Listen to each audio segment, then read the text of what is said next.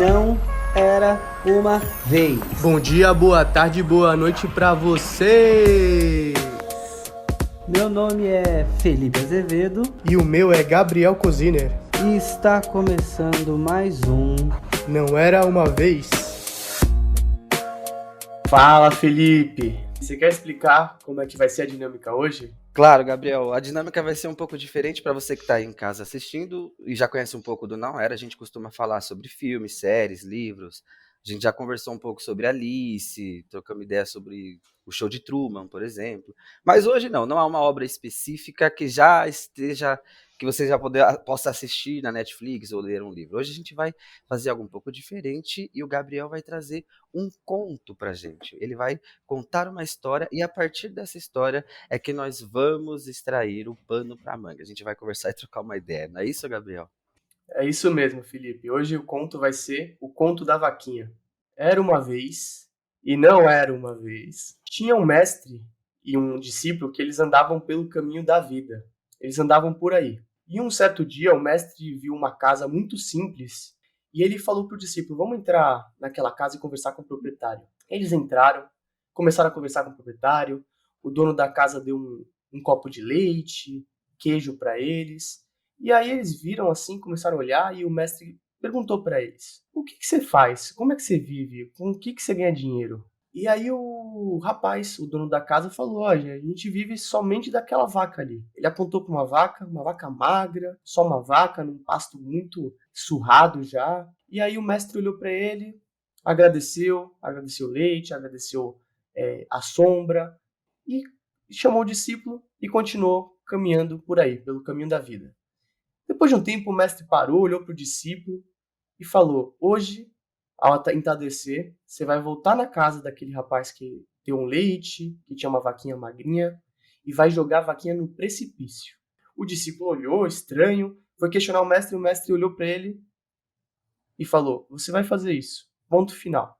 O discípulo não entendeu nada, ficou com muita dor no coração, começou a questionar até o mestre, mas ele, como discípulo, foi e acatou a ordem do mestre. Final de tarde, chegou lá e jogou a vaquinha no precipício. Voltou e eles não falaram mais sobre isso e continuaram por aí, caminhando pelo caminho da vida. Depois de muito tempo, quando o discípulo já era mestre e o mestre já tinha falecido, o discípulo, ele agora mestre, andava por aí pelo caminho da vida com outros discípulos. E um dia ele foi passando por um vilarejo e ele viu aquela casa onde era simples, onde ele jogou aquela vaquinha do precipício, mas aquela casa já era um lugar super bonito, uma casa imponente, uma casa bonita, cheia de verde, cheio de bicho. Ele achou, no mínimo, interessante. E aí ele, com os discípulos dele, entrou na casa e perguntou pelo proprietário daquela época. Ele falou: ah, é o meu pai. Ele falou: olha, desculpa a pergunta, mas naquela época vocês eram muito simples. O que aconteceu? Ele falou: olha, teve um momento que a gente vivia só de uma vaquinha mesmo. E ela que dava o leite, a comida, a bebida, a gente vendia coisas para ganhar só com ela. Mas um certo dia ela caiu no precipício. E a gente teve que fazer outras coisas. E aí a nossa família começou a fazer outros negócios com tecidos, fazer outras coisas, e a gente começou a enriquecer. Então a gente prosperou muito depois que a vaquinha foi embora. E ele agradeceu, o discípulo, que agora era mestre, saiu da casa, continuou caminhando pelo caminho da vida e agora entendeu o ensinamento do mestre. Colorim colorado, este conto se há acabado. E para você, ouvinte, qual que é a moral da história? Qual que é a moral da história para você? É isso aí, Felipe. Essa é a história. O que você achou? Pancada. Essa história é uma pancada. Essa história, depois que ela acaba, você precisa ouvir, ficar um pouquinho em silêncio, deixar ela entrar, porque parece simples, mas diz bastante coisa, né? Eu só fiquei com dó da vaquinha, confesso. Ela não tinha nada a ver com isso. Pobre vaquinha. Vamos fazer aqui a nossa Nada. homenagem. Mas deu pra entender o que é importante. O simbólico dessa jogar a vaquinha no precipício. E é difícil, não vamos falar que é fácil, é muito lindo, como se eu, pelo menos, como se eu entendesse a moral da história, é difícil isso, desapegar daquele conforto, do que é um conforto para nós, né? Para mim. Sem dúvida, sem dúvida. E eu acho que você já tocou na palavra. Desapego. Hoje, eu acho que é o tema principal, desapego. Vamos falar sobre desapego, então, Gabriel. Esse conto é maravilhoso e esse tema é importantíssimo. Você percebeu que tem uma coisa interessante que eu achei, que o mestre, ele já começa, se traz pra gente que ele caminha pelos caminhos da vida. E eu penso que essa vaquinha é como se essa família estivesse parada com essa vaquinha, ali tendo o que tinha parada já. E ao perder essa vaquinha, é como se essa família também fosse buscar outra coisa, também significa seguir no caminho da vida. Sacou? Eu fiz esse paralelo assim quando eu tava te ouvindo. Muito legal. Na verdade, eu não tinha pensado nisso, veio mais espontaneamente mesmo, mas eu acho que tem um ponto aí que você falou realmente, sabe? Porque o que, que a vaquinha ela representa, né? Ninguém tá falando aqui pra jogar uma vaquinha, pegar a vaquinha do vizinho e tacar do precipício e ver o que acontece. Ninguém falou isso. A gente tá falando o que, que a vaquinha representa, né, Felipe? Veja bem. E o que, que ela representa? Exatamente. O que ela representa pra você, ouvinte? O que ela representa pra você, Gabriel? O sofrimento, Felipe, como eu vejo. Eu vejo que, assim, na vida a gente vai passar por coisas que vão doer, a vida dói, assim, e a gente não aceitar essa dor é como se fosse um sofrimento mesmo. Então, pra mim, a vaquinha é o que eu não quero abrir mão. Isso é o sofrimento pra mim, é tudo aquilo que eu posso abrir mão, mas eu escolho não abrir mão. Por mais complexo que seja, eu prefiro estar naquele sofrimento do que liberar esse sofrimento, aceitar a situação. Eu tenho uma relação ruim com alguém, só que eu não quero deixar de ter essa relação com essa pessoa. Então, ao invés de tentar aceitar que é isso ou tentar mudar de alguma forma aquela relação, eu continuo com aquela relação. Então, eu deixo de passar por essa etapa e acabo sofrendo. Então, a vaquinha, para mim, representa o sofrimento. Muito bem, eu acho que você trouxe um exemplo bem claro mesmo. Nas relações dá pra ver muito isso, né? A gente é bastante assim, principalmente com o namoro, né? Quando acaba o namoro, e aí a gente começa a bater aquela falta do costume da pessoa que a gente já tá. É como se a gente quisesse ficar, né? no- não seguir os caminhos da vida, não jogar essa vaquinha no precipício, né? Ah, eu gosto de uma imagem que o Hellinger, o Bert, o criador da constelação, ele traz. Ele diz que, até tá no canal do professor Mário isso, que o rio treme antes de entrar no oceano. Porque o oceano é desconhecido para o rio, ele vem correndo de muito tempo, né? Então, quando ele vê que ele está chegando perto de uma queda de uma cachoeira, por exemplo, é como se a água tentasse voltar e segurar assim, mas não dá. Agora imagina que nós somos essa água. Para a gente dá para segurar e ficar no que é conhecido. Então, por isso que esse conto para mim é muito impactante. Muito legal isso que você trouxe, Felipe. Muito legal. E, assim, eu acredito que, de uma certa forma, o desapego, ele é muito necessário. Eu não vejo desapego como a gente usa de uma certa forma, aquela pessoa é desapegada, ela não consegue se apegar a nada. Não é bem assim como eu vejo a palavra desapego. Eu acho que desapego, por exemplo, é ser uma mãe, é ser um pai. É você criar a criança com todo carinho e ternura, mas você tem que soltar a criança para o mundo, para a vida, até a vida dela. Então, esse é o desapego, é você ter o amor, você não prender esse amor para uma necessidade sua. Nossa, é por isso que eu acho que você falou uma coisa importantíssima, a diferença do sofrimento e da dor. Porque dói muito. Ser um pai, uma mãe, e ver que o filho cresceu e deixar ele pra vida, isso dói também, isso tem sua dor. Ou então, a dor de perceber que esse relacionamento que eu tô há 2 anos, 3 anos, tanto tempo, acabou de verdade. E que agora eu vou seguir minha vida. Isso dói, então existe de verdade uma dor. É como se fosse arrancar uma planta do peito, assim, com a raiz e tudo, assim, sabe? E tem uma dor do vazio mesmo. Só que essa dor é importante passar por ela, porque é ela que prepara você para a próxima experiência, né? E é evitar essa dor que me faz buscar, como a água do rio, voltar com a ex, ou então voltar para o emprego antigo, ou para o padrão antigo que for. Muito mais por medo do novo, de entrar no oceano, sacou? De cair nessa queda, do que por amor real para a pessoa, ou não sei se eu consegui ser claro. É quase uma terapia, né? A gente já conversando. Mas é basicamente isso mesmo. Quando eu converso com você, de uma certa forma, eu tô falando comigo mesmo, então eu tô numa terapia sempre, sabe? E eu acho que você falou, Felipe, muito bem, porque eu acho que a gente vive numa utopia aonde a gente acha que tem que ser feliz toda hora, tem que estar bem toda hora. E quando a gente deixa de entender que para estar feliz a gente tem que entender o que é triste, para crescer a gente precisa passar pela dor, isso muda muito a vida. E a gente deixa de querer espantar a dor, porque espantar a dor também é um sofrimento. Então, por exemplo, quando você está numa academia, para você crescer, você precisa fazer com que seu músculo doa.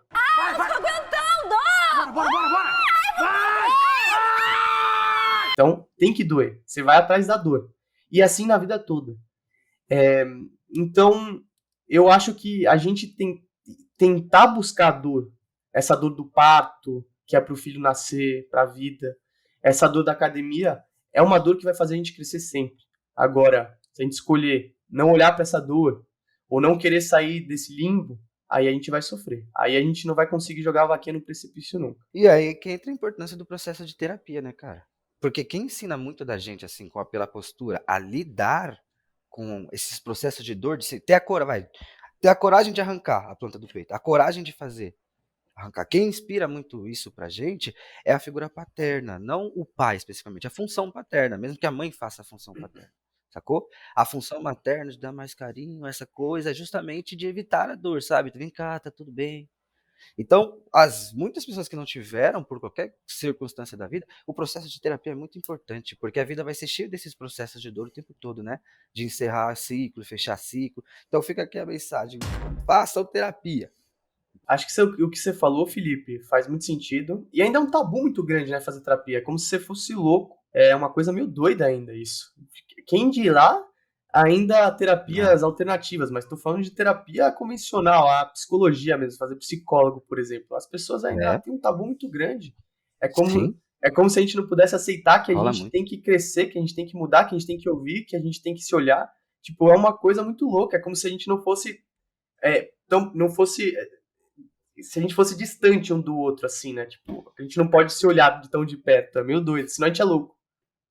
Rola isso. A gente, com a nossa saúde física, a gente já conseguiu, a ciência evoluiu muito, então todo mundo sabe, tá com dor de cabeça, vai ao médico. Tá com qualquer dor, vai ao médico. Ainda na saúde psicológica estamos caminhando nesse sentido. É um caminho até lá, realmente. Mas eu, por exemplo, cara, como relato pessoal mesmo, você é um cara que eu acho que tem muito essa coragem, sabe, de passar pelos processos, e é isso mesmo, e vai lá, e se é pra isso, tirar e tira, e vai que vai, e segue. Então, isso aí é uma coisa que eu sempre troquei ideia com você, né? Todo mundo quer assim, não, cara. Eu mesmo, por exemplo, eu sou o tipo de pessoa que na hora do novo, eu, sem perceber, eu tô fugindo, sabe? Quando eu vou me dar conta, eu tô resistindo, é que eu respiro e percebo o que tá acontecendo, sabe? Aliás, o que você falou é legal, Felipe. Primeiro porque o podcast surgiu daí. Eu e o Felipe, a gente ia no parque, na hora do almoço, o nosso escritório era do lado do parque, e a gente sentava no parque e conversava na hora do almoço. E aí a gente conseguiu ver que, tipo, que era como se fosse um processo terapêutico mesmo pra gente falar abertamente. E um dos primeiros papos era disso, tipo, de dar esse próximo passo. E aí foi daí que surgiu a ideia de da gente estar junto num podcast, há um ano atrás, assim. Porque essas conversas não é só pra gente, né?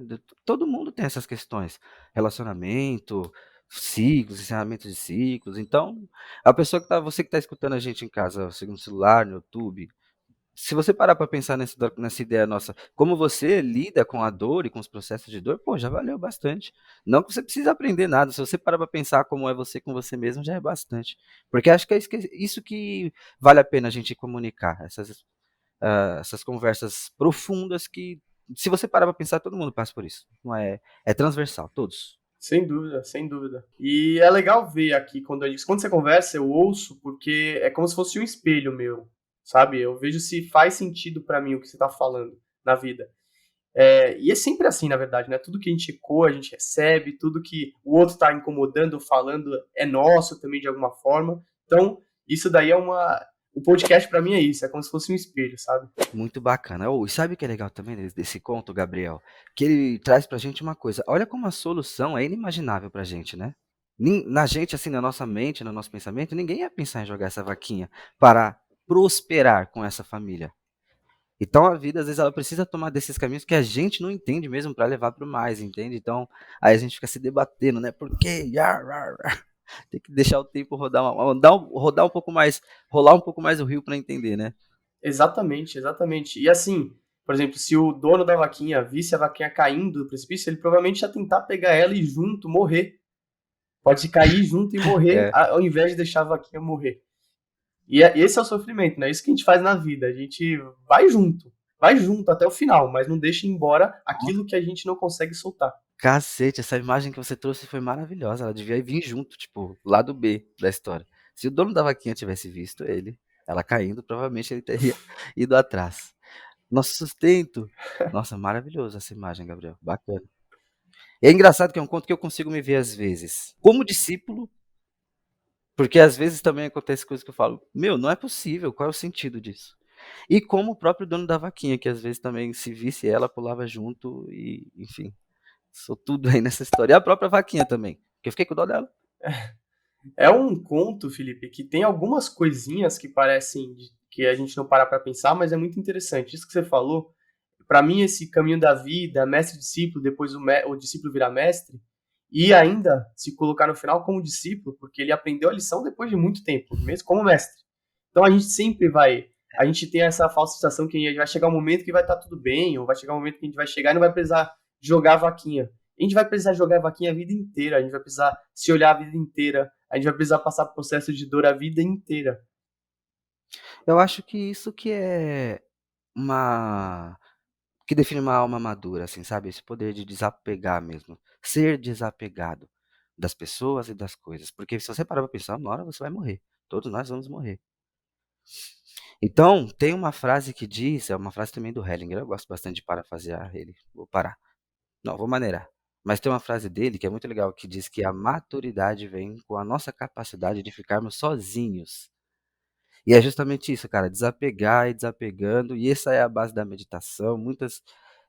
O budismo, muitas linhas religiosas falam sobre isso, mas, mais uma vez, eu posso até falar sobre isso, mas na vida eu tenho muita dificuldade com isso, preciso ser íntegro. Eu confesso que quando.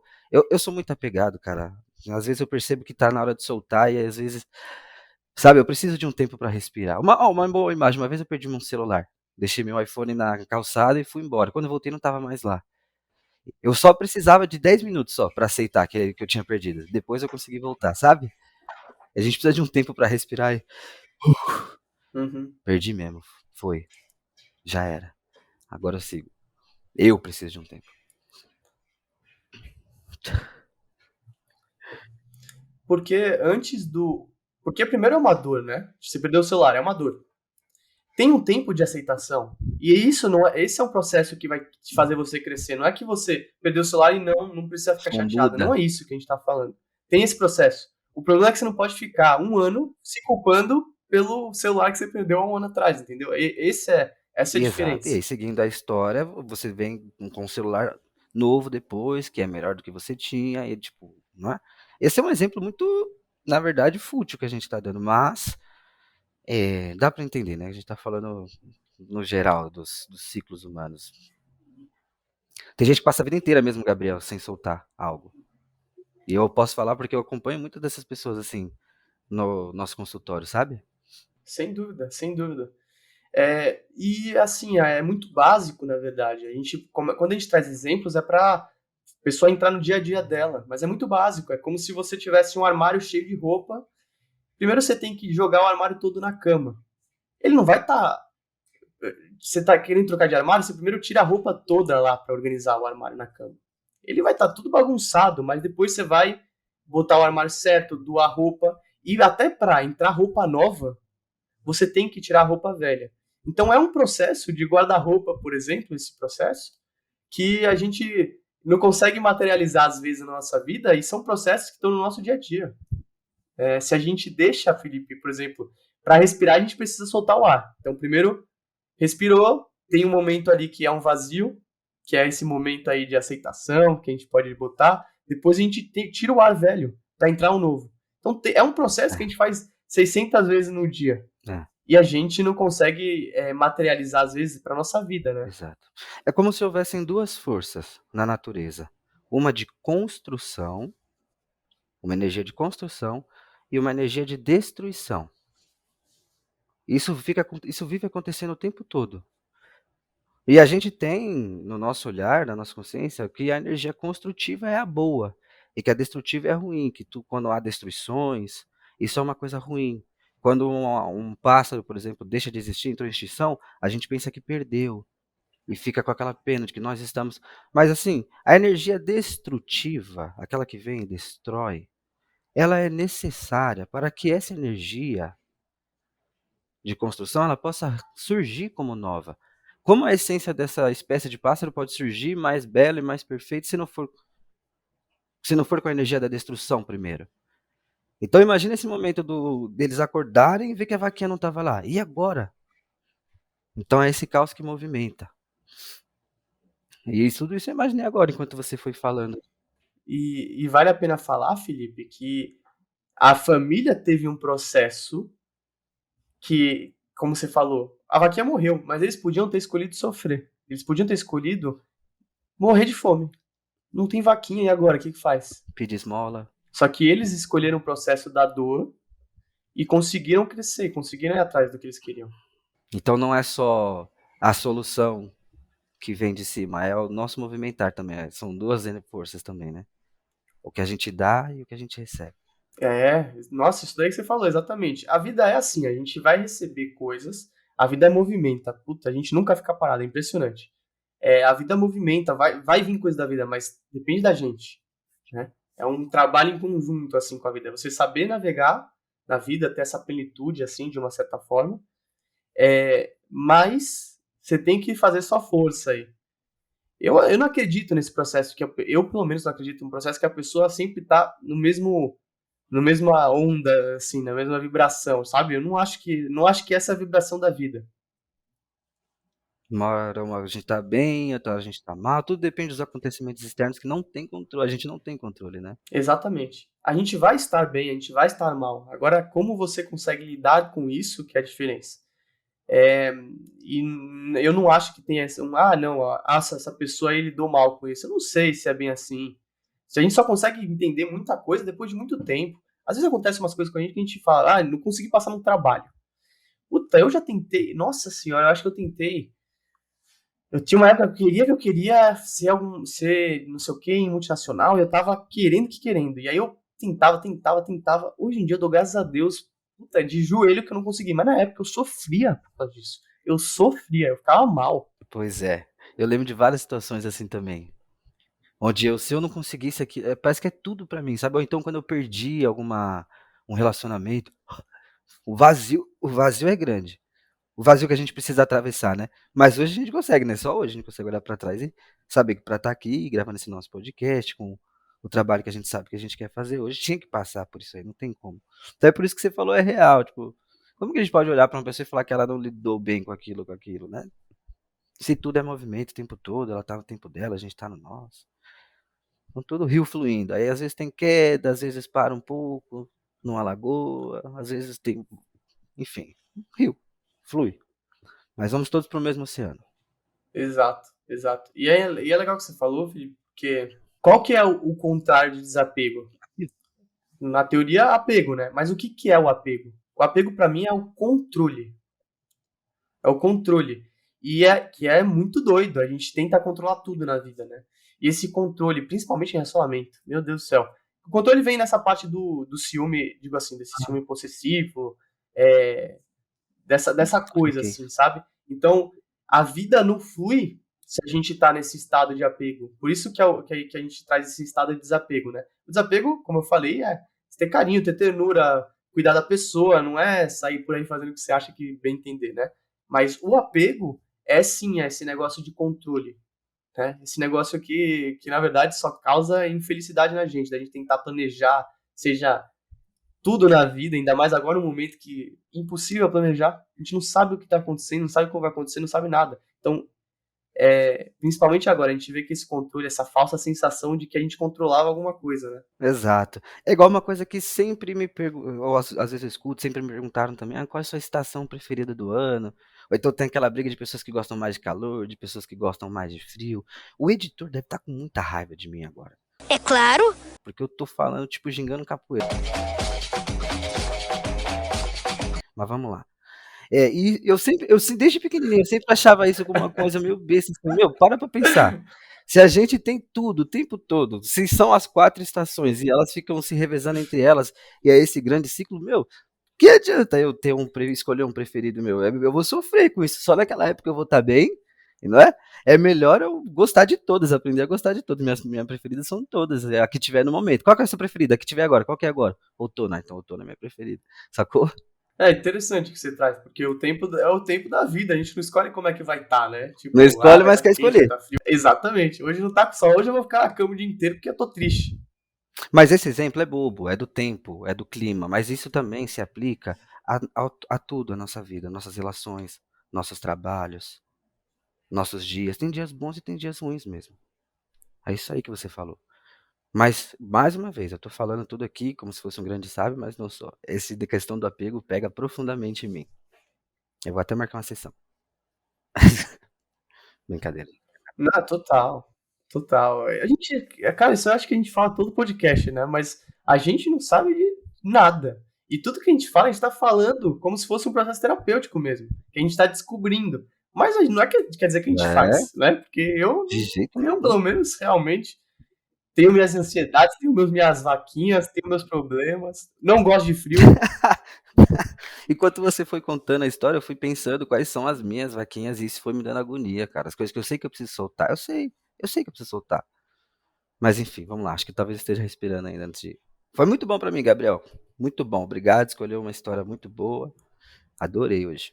Valeu, Felipe, obrigado. E eu queria deixar uma reflexão pro ouvinte. Eu queria, se pudesse, deixar no comentário do que você precisa abrir mão hoje. Qual é que é a sua vaquinha?